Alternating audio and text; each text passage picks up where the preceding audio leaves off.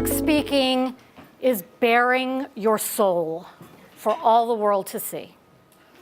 Public speaking is like navigating without GPS in a strange city at night in the rain.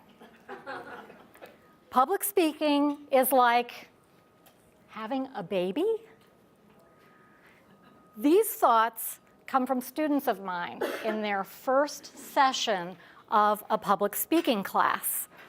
And I thought they were pretty strange ways to think about public speaking. But they do reveal something about the way a lot of people think about public speaking. It's bearing your soul.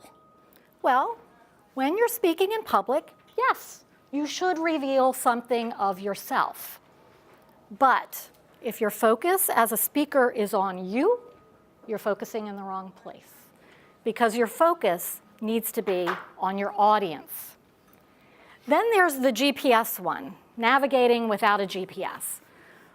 Well, public speaking can feel like that if you don't have some tools and some strategies that can guide you. Now, the having a baby one really puzzled me. And the young woman who suggested that, she said, there's something in you that you just have to get out into the world.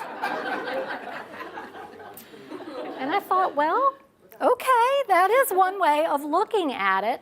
And then we thought about it some more. And we decided that's actually a very good analogy, because it can seem like a really painful process. But the reward is so fantastic that you forget about that pain pretty quickly afterwards.